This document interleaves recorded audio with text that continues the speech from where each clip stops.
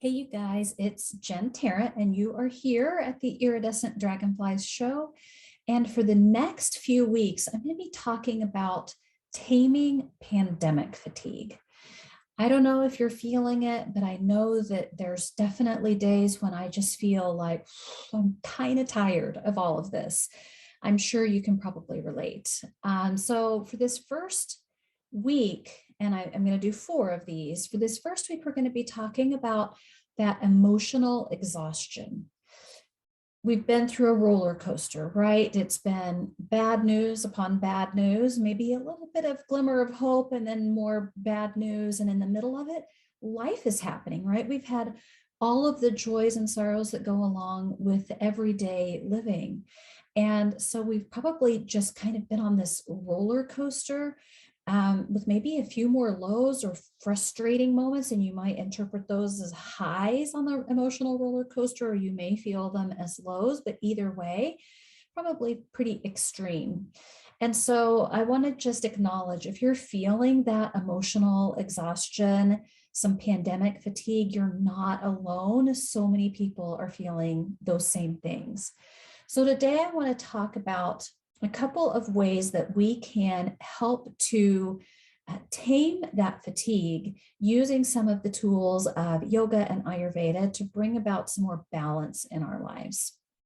You know, I love the essential oils. So first off, I want to talk about 2 types of oils that are going to be mood lifting and help us feel energized, but kind of in a soft way rather than a super strong, maybe sort of too much in one direction kind of way. And those 2 types of oils are citrus and mint. And so really you could pick anything here. You could pick orange, lemon, mandarin, bergamot, lime, any of the citruses, and the same with the mints. You could do peppermint, spearmint, wintergreen. Obviously that one's pretty strong, so you want to make sure you feel happy about it before you dive right in on that one. Or even a combination. Maybe you do a citrus mint combo in your diffuser or your oil burner, or if you, again, have one of those little lava bead necklaces we've talked about before, or bracelets, you could do maybe a drop of each kind, a citrus and a mint together. If you have a favorite brand of essential oils, you may even have a pre-blended citrus mint. There's one from the brand that I enjoy called Bergamot Mint. And then there's also another citrus blend that's softened with a little bit of vanilla, and it's called Citrus Bliss. And so that's another nice combination, especially if you want it to be a little softer than a full-on, really zingy sort of regular citrus. So I love the oils to help brighten our mood and feel energized. And it's a simple, easy way that we can start first thing in the morning and take it all the way through the day, and end with that in the evening as well if we choose to. So a couple of ideas there for the essential oils. Another thing I'd love to talk about this week and show you guys is a couple of yoga postures.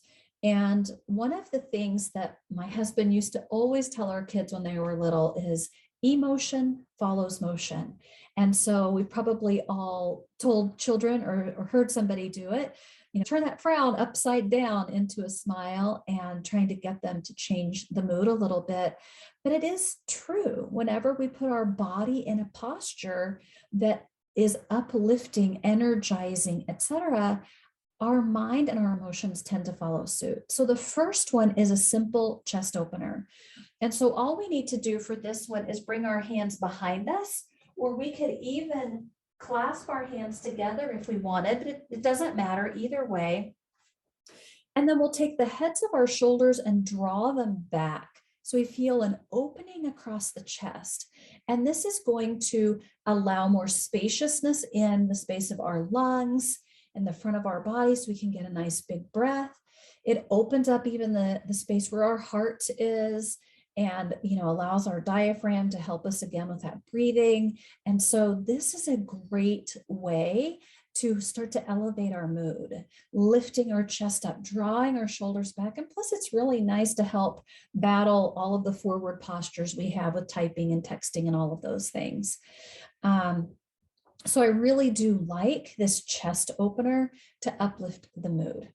You could even do this one at your desk if you just grab a hold of the back of your chair and lean forward. It's actually one of my very favorite desk postures to sort of get the body in a new place. And then the other one is a flowing pose, and it's called sunflowers. And it's a wide legged. I know you can't see my feet, but my toes are pointing out wide here. And I'm going to reach my arms up and out and sweep my hands toward the floor and bring them up to the top again.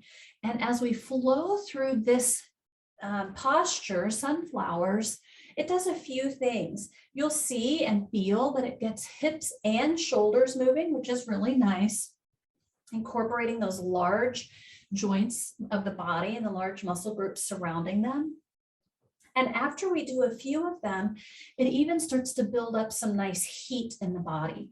So the shoulder joint starts to loosen up, the hips start to feel a little bit more free. And the more we do them, the more heat we build up. And we could even add a little bit more of a robustness to our movement. If we really sweep down and really press up to the top.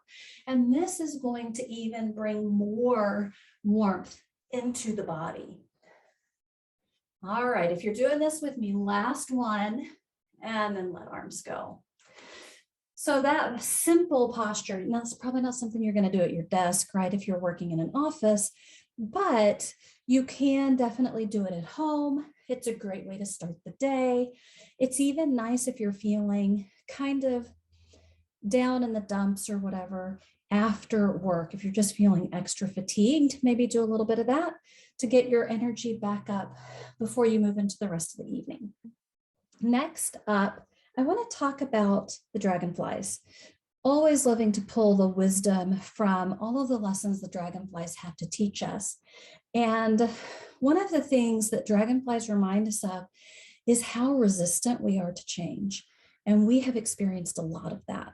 There's a lot of things we can't count on anymore that we used to be able to, as far as scheduling and certainty of events happening and all of those sort of things. And we tend to sort of push against that. We feel, a resistance, and we've gotten fatigued by all of these things that we can't count on anymore.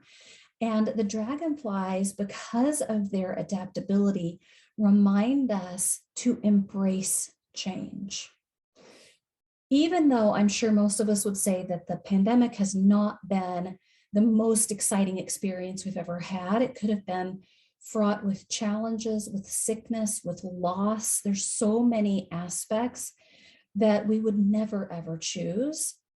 If we look past those things, and I don't want to discount the seriousness and the depth of some of those experiences, but if we do take our gaze a little bit of a different direction, there are probably also some things that have been beneficial to us.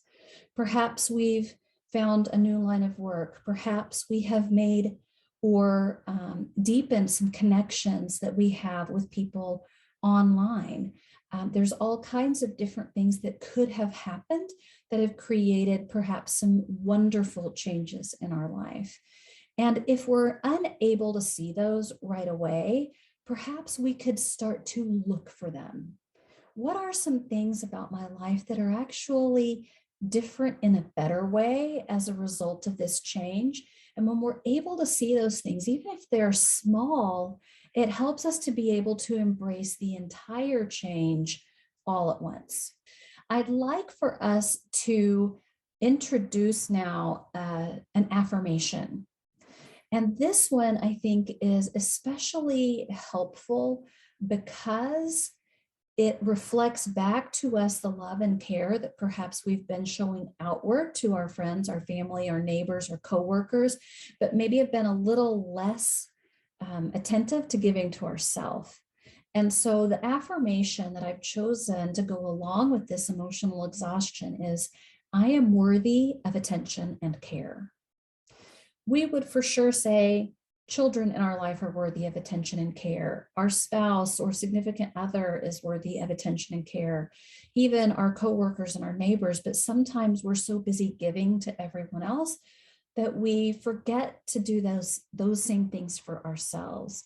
And so I think this is a great one to maybe jot down on a Post-it note or to put on your lock screen on your phone. I am worthy of attention and care. And then follow through with that. What are some ways you can show attention and care to yourself? Is it scheduling some time to soak in the tub and read a good book? Is it to take a walk in a beautiful location with some nature? Is it, a phone call or even a get together with a friend? What is that care and attention that you need in your life? And this is a great way to remind ourselves and then to look for ways to make that happen. And the final thing I'd like to leave you with today is a visualization. And so if you'd like to, maybe closing your eyes or softening your gaze and bringing your own hands to your heart.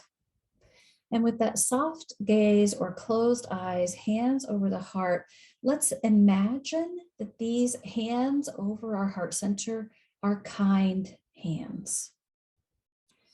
And that these kind hands over our heart are holding and healing our heart.